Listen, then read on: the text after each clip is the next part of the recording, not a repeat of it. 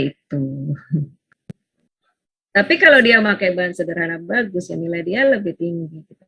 Dari bahan yang murah itu kalau mata kita ngelihatnya jeli itu besar lagi ya ke pola ya.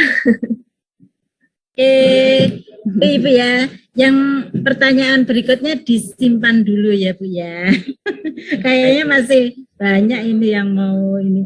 Moga Mbak Len lanjut. Oke, baik. Ini juga, ini karya saya tahun 2009, bukan 2019. Jadi udah dari awal saya memang gila gini ya. Jadi yang saya mau bikin adalah pola yang si perempuan nomor 1 nih, rambutnya pink. Blusnya aja. Nah ini kan saya itu sederhana aja kalau mikir, pengen bulat ya saya bulatin aja gitu, nggak terlalu rumit. Ya gepeng aja gini kok polanya. Cuman ini ada kapasitasnya. Kalau yang ini lebih nggak nyaman, bisa nanti seperti ini. Saya kembangin seperti yang kanan ini. Jadi kalau nggak bisa gerak, sampingnya ini saya kasih lagi jarak. Cuman ini nggak digambar. Jadi dari gaya yang lengan-lengan tadi. Ini dari tahun saya 2009 ya. Setelah itu lengan-lengan seperti ini populer sekitar tahun 2011, 2012. Nah ini polanya saya cuma seperti ini. Tapi kalau misalnya mau di sampingnya, jadi ini agak ke depan. Lengannya ini agak maju ke depan di samping kupnat pinggang ini. Terus sampingnya itu masuk. Jadi saya itu memperlakukan pola kadang kayak kertas, kayak apa ya? Kayak packaging. Jadi kalau memang pengen sininya ini geraknya enak ya udah sampingnya aku tambahin aja gitu kertas. Lengannya agak ke depan. Ini ya kayak yang ini yang kanan ini loh. Kan kelihatan sampingnya ada kayak extensionnya gitu. Gitu aja, saya selalu pakai logika. Nyantai aja kalau sama pola, saya suka nggak, ini berapa senti ya, diukur aja langsung ke badan orangnya, seperti itu, sederhana itu. Kalau saya bereksperimen. Kadang saya pakai sendiri, saya bisa gerak nggak ya, saya enak nggak ya, gitu. Terus kadang kayak yang sebelah kiri ini, ya saya gunting aja gitu, kertas, saya tempelin, kayak gini bisa masuk nggak ya, gitu. Mungkin lengan-lengan kayak gini sampai sekarang ya masih ada yang pakai ya desainer-desainer. Tapi saya udah bikinnya udah dari zaman dulu banget. Yang ini juga banyak ya di tengah, yang di kanan. Ini juga yang saya fokus di bahunya yang aneh-aneh, bawahnya biasa aja sih. Karena saya waktu itu terinspirasi dari boneka kayu yang memang banyak buletan-buletan gitu. Boneka-boneka kayu yang Indonesia juga punya ya, kayak yang boneka Matryoshka gitu. Kan banyak tuh yang dari kayu, itu kan bulat. Ini ada lah ya Bu ya di buku Fashion is My Playground. Bu Ana yang punya. Nah sebenarnya polanya sederhana. Saya nggak terlalu memusingkan pola, yang penting emang pasti pakai benar. Nah kalau ini gampang banget. Ini saya suka recycle, jadi suami saya itu main golf, bajunya itu dia sering bosen, dia lebih fashionable dari saya. Baju itu sering ganti pada saya. Jadi kadang bajunya masih bagus-bagus, saya apain ya gitu. Jadi saya potong, saya tambahin kain begini, terus jadi baju saya. Pasti mau ini kemeja sebenarnya, kemeja panjang ini saya potong gitu. Nah kalau dipolain seperti ini sih. Ini ukurannya setelah dipola. Tapi kalau punya kemeja, pola ini bisa ditaruh di kemeja. Di polo shirt itu dipotong aja. Ya, kemeja juga boleh. Nah, tinggal mikirin sampingnya. Lihat deh, saya sederhana banget bikin pola sampingnya itu. Bingung kan gimana bisa saya pengen dari samping. Soalnya saya nggak mau bikin potongan potongan polo shirtnya itu cuman kayak baby doll gitu, saya nggak mau. Saya nggak pengen bajunya baby doll. Tapi gimana kalau polo shirt ini bisa kayak di dalamnya pakai satu blus lagi gitu. Ya cuman begitu aja saya tuh. Cuman lurus ke depan ya kan. Terus sampingnya saya kasih segitiga gitu aja. Terus otomatis dia akan begitu. Aneh bajunya. Terus saya cari.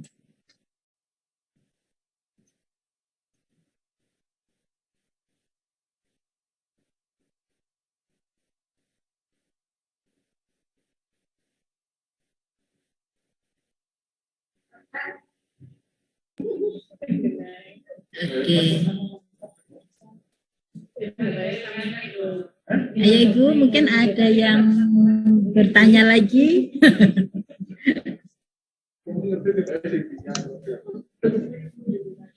Ibu mohon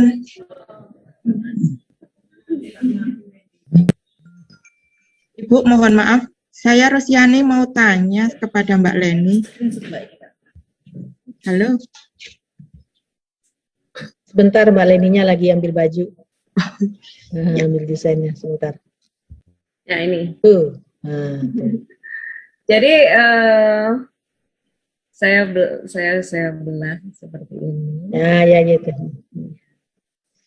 Jadi dia bajunya jadi bisa cantik gitu ya, nggak cuma gitu. Ini recycle dari baju bekas. Bisa dimasukin di manekin nggak, Bu Leni, biar kelihatan? Gitu ya. Aduh, ini saya di lantai 2 lagi. Dari mana? Dari jauh gini kali ya? Nah, dari jauh ya, dari Inspirasi dari saya jauh. tuh, Bu Len. Nanti saya coba loh di rumah. Ya, dicoba aja. Ya, Nah, ini polanya lurus, cuma ditambah segitiga di Tambal sana. bahan aja. kira baju-baju yang dipakai kan bisa ditambah bahan lagi bawahnya. Natural begitu. Iya. Lucu. Kaos kita yang nggak kepake kan bisa itu. Nggak bisa. Iya bisa, dan ini saya juga ada yang bikin panjang.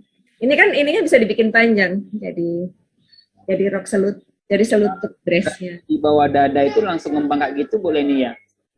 Iya dia, padahal ini cuman lurus aja, ininya cuman dipotong lurus, terus selesai bisban, terus ininya cuman polanya cuman lurus sama yang menyamping aja. Nanti jatuhnya dia udah natural gini, otomatis bisa jadi line ya.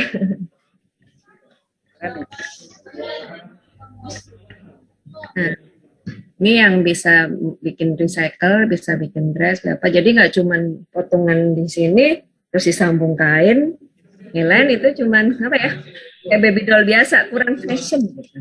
Nah, ini kan modis gitu ya. Potongannya pasti istrinya juga seneng. Kalau yang laki-laki dari bajunya dibikin kayak gitu, dapat hadiah padahal nggak beli gitu kan. Maaf, Bu Leni mau tanya, Bu Leni. Ya silahkan. Ini berarti penyelesaiannya apa nih? Kaosnya ini cuma ditempel aja di atasnya gitu ya, Mbak? Enggak, jadi Boleh dibalik dong, boleh dibalik. ya Ya, ini saya balik. Nah. Jadi kaosnya itu kan saya nggak punya mesin kam. Saya nggak bisa saya potong kan, nanti kalau dijahit biasa melar-melar. Jadi saya bisban dulu. Pinggiran kaosnya dibelah, sampingnya dibelah, jadi dibisban bulat apa? Keliling gitu loh. Iya. Ya, keliling semua dibisban. Habis itu mundur. Nah, menyatukan ke bahan coraknya itu. Tekannya seperti ini, langsung dijahit di belakangnya. Kelihatan ya? Langsung ditempel gitu ya, seolah-olah memang di belakangnya, langsung di belakang si kaos. Karena kaosnya kan udah dibis dulu. Dibis dulu, terus dia dijahit di belakang bisnya, di atasnya bisnya. Kampuhnya dijahit di situ. Jadi di sini pola yang lurus ini roknya, apa bagian ininya, pola lurusnya itu ada sambungan dengan yang segitiga di samping. Itu biar mirip sih. Kalau mau langsung motong cowok begitu juga nggak apa-apa. Cuman jadi nggak bisa ngatur bahannya. Nah ini bagian yang samping ini sendiri. Yang samping sendiri ini segitiga, yang depan lurus gitu. Nah, jahitnya langsung di atasnya bisban, di atasnya yang kain di bisban itu tadi. Kaosnya di bisban pakai bahan coraknya ya Mbak ya? Iya, benar, makanya nggak kelihatan. Iya, iya, iya. Benar, makanya nggak kelihatan. Tapi kalau mau nggak sesuai corak juga nggak apa-apa sih, malah lebih lucu. Campur bahan lagi, misalnya kotak-kotak atau apa gitu. Garis-garis, beda dengan yang di bawahnya, atau bawahnya yang baris-garis, itunya yang motif, bisbannya yang motif, boleh aja. Tuh. Nah, kalau ini polanya, itu kalau membuat semuanya dari awal, dari polonya dan sebagainya. Tapi saya saranin sih, mendingan recycle aja. Tuh. Yang ini apalagi, ya ampun gampang banget. Ini roknya malah yang agak susah. Nah, gitu doang. Kalau lengan mau lurus ya gitu, memang harus kita apa sih? Ini jangan turun-turun banget kalau memang mau bikin desain yang langsung nyambung gitu ya, biar bisa gerak gitu. Sebenarnya ini lebih lurus lagi ke atas nggak apa-apa, cuma nanti jatuh lengannya lebih berploy gitu jatuhnya. Maksudnya bahunya ini lurus aja juga bisa, nggak apa-apa. Jadi agak kayak ini apa sih istilahnya kalau orang Meksiko? Sekali ya Mbak. Ya, baju yang setali itu. Langsung tangannya langsung lurus gitu. Kayak kimono gitu juga bisa. Gampang ya. Cuman memang kalau makin lurus ya jatuh sininya makin lebar sih. Jatuh lengannya. Tapi karena saya nggak mau terlalu lebar, jadi tadi saya bikin yang sini ini memang agak turun. Tapi kalau orang yang misalnya badannya ini nggak lebar, bakal kesulitan ngangkat tangan.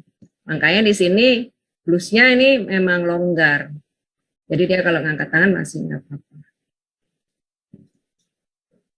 Ini juga kelihatan aneh karena ada potongan sih di bawahnya ini beda bahan. Atas warna hijau, bawahnya kan warna merah. Jadi sebenarnya biasa aja. Sama styling sama roknya aja ini. Jadinya dia jadi modis. Sebenarnya jadi modis memang nggak perlu yang rumit banget polanya. Yang penting itu tadi, permainan bahan, warna, motif. Apalagi ini makanan sehari-hari.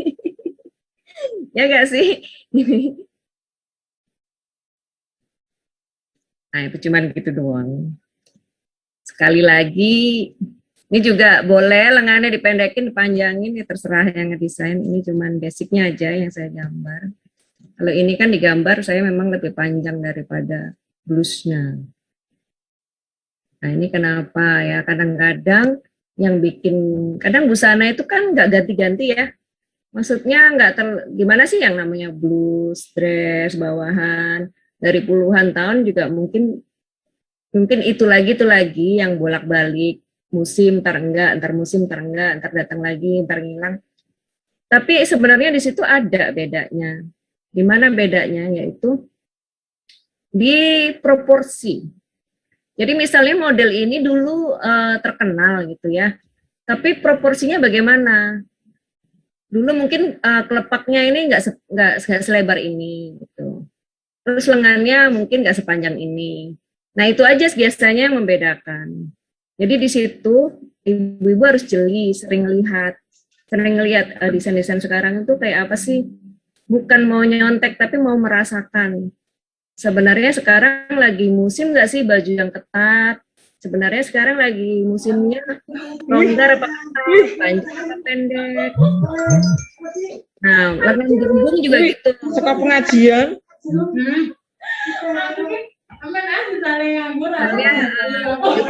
Caranya Sony tolong di-mute dulu.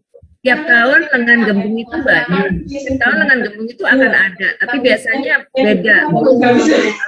Ya, terus Halo, mute-nya tolong ditutup dulu. Rusiani, mute-nya ditutup dulu. ya terima kasih. Nah, kayak misalnya ya sesuatu akan ada terus, tapi kita harus perhatiin bahwa saat ini yang sedang yang sedang tren itu seperti apa lengan itu, bagaimana lengan gembung itu saat ini dibilang keren gitu. Biasanya beda, emang dari zaman dulu ya, dari zaman mungkin kerajaan, lengan-lengan gembung dari kerajaan Eropa itu udah ada, tapi lengan gembung yang bagaimana itu yang harus kita cari. Seperti ini juga, model seperti ini kan selalu ada, misalnya kita udah sering lihat, tapi yang cocok dengan sekarang ini cuttingannya seperti apa. Nah, disitulah pola berperan, proporsi pola berperan. Mungkin sekarang, oh model kayak gini nih, tapi kerahnya lebih lebar, atau lengannya lebih lebar, atau lengannya lebih panjang, lebih pendek. Saya nggak tahu, itu memang harus kita perhatikan dari yang sedang sekarang. Terus komposisi ya, komposisi dengan atasan dan bawahnya, gimana dia, kok dia pakai kok kelihatan keren ya, kalau baju aku pakai nggak mungkin padu padan yang kita pakai untuk mempadu-padakan pakaian tersebut itu kurang membuat keren, kurang mendukung. Itu juga berpengaruh. Jadi ya memang itu pakai feeling. Nah ini ya sebenarnya yang mulai menuju ke rumit. Ini kebaya tapi potongannya banyak banget. Karena memang ini adalah dari desain saya yang temanya origami. Jadi saya mau ada kesan di situ banyak lipatan. Origami kan ngelipat gitu. Nah dari koleksi tema ini tuh selain memang benar-benar polanya dilipat sesuai dengan teknik membuat lipatan origami, yaitu kainnya kotak atau kertasnya kotak ya, kalau nggak persegi panjang ya persegi 4. Nah itu kan dari pola kotak itu dilipat-lipat jadi apa? Dilipat-lipat jadi apa? Nah ini dilipat-lipat jadi baju ya. Sebagian ada yang saya berhasil membuat baju langsung dari lipatan. Sebagian ada yang saya rekayasa dari konstruksi. Seperti ini salah satunya yang saya pakai konstruksi, walaupun ya ada di kerahnya ini lipat-lipatan. Nah, jadi seperti ini rumitnya waktu itu. Lipetan. Nanti bisa dipelajarin, pasti semuanya di sini udah paham. Jadi banyak kok. Saya main ngebluff mata ya. Kalau dilipat-lipat itu kan biasanya arah kotak ini bisa ya ke sana ke sini serong gitu. Nah, saya mengambil itu. Jadi saya potong-potong itu hanya untuk meletakkan si kotak-kotak ini biar kesannya semuanya nggak nyambung gitu, nggak cuma satu kotak, satu badan garisnya bisa dilihat, enggak. Tapi pengen ngasih kesan ini adalah hasil lipatan. Padahal ini hasil konstruksi. Nah, konstruksinya seperti ini, jadi banyak sekali potongan di samping kanan, di kerah aja saya potong berapa kali, di badannya saya potong ada berapa potong, yaitu untuk sebenarnya pola dasarnya gampang, cuman ini banyak potongan dan main motif. Nah jadi kesannya emang kan kalau kita ngeliat ini kayak habis terlipat gitu. Itu aja, karena emang waktu itu inspirasinya origami. Nah ini udah yang terakhir, ini langsung ya berarti 6 tadi. Yang terakhir dari koleksi saya yang 2 tahun lalu, judulnya Wansosa, terinspirasi dari lebah. Wansosa itu lebah. Nah, di sini saya ngembangin motif batik dengan motif-motif yang berhubungan dengan lebah. Dan potongan-potongan bajunya juga beberapa saya buat seperti sayap-sayap lebah, seperti salah satunya ini. Kayak di bahunya itu kan ada sayap-sayap bertumpuk. Terus ini adalah sarangnya di tengah gitu. Ini potongannya seperti ini. Ribet ya. Tapi karena motifnya ini nggak terlalu kelihatan karena di sini ada sambungan motif lebah ini saya sambung, jadi di tengah motifnya sendiri terus dimasukin lagi dari samping gitu, biar agak ya antara simetris dan nggak simetris, tapi tetap simetris tapi sebenarnya motifnya nggak simetris, dipotong dengan begitu ya sesuai dengan motif. Nah kalau sebelum motif tadi disesuaikan dipotong sesuai lekuk-lekuknya seperti ini polanya. Jadi banyak kayak bersayap. Kalau ini ya nggak bisa nih kayaknya ibu-ibu pakai. Ini cuma untuk membuka logika aja bahwa bisa kok bikin baju seperti ini. Silakan dipelajarin. Nah, ini nggak ada juga saya pakai patokan ini berapa senti berapa senti ya sesuai saya pengen aja. Oh ya agak turun, coba diukur dari modelnya ini. Kalau turunnya segini berapa ya udah saya kasih misalnya perpanjangannya jadi 13,5 senti gitu aja. Nggak terlalu apa ya patokan, yang penting proporsinya enak. Kalau mau dirubah dari desain ini dipendekin atau apa ya silakan aja, mau nggak apa-apa. Biasanya saya justru membuat kelebihan itu menjadi desain yang baru. Coba deh saya pendekin, coba kamu potong. Suka ke tukang pola gitu. Coba kamu bikin yang versi panjang ini, terus versi yang lengan apa sayap di bahunya ini dikecilin, dipendekin, ya bikin lagi udah jadi satu desain lagi seperti itu. Makanya kadang saya dengan satu inspirasi aja bisa ngedesain sampai ya 100 desain gitu bisa dengan satu tema gitu kan. Karena ya gitu, saya kadang setelah pola jadi saya main-main lagi untuk menjadi desain baru. Nah, walaupun udah ngedesain banyak, terus pada saat proses pembuatan ngeliat pola, otaknya mikir lagi, lucu juga begini. Polanya kalau dimainin seperti ini. Ya, itu yang bisa saya sampaikan dari pengalaman saya. Semoga bisa bisa menambah wawasan. Karena saya tahu banget ini saya belepotan nih ngajar pola. Demikian Mbak Ana. Silakan Baik. kalau masih ada diskusi. Ya, pastinya masih banyak ya ibu-ibu yang masih ingin ditanyakan walaupun jamnya ini sebenarnya tinggal 5 menit lagi. Tapi Ya, masih ini ya Mbak Len masih bertahan sebentar ya untuk nggak apa-apa ya, santai. terima kasih. Ya ibu-ibu monggo masih ada ini. Saya bertanya, Bu. Ya silakan. Ya. Perkenalkan saya Halimah Tusadia dari SMK 2 Tanjung Pinang.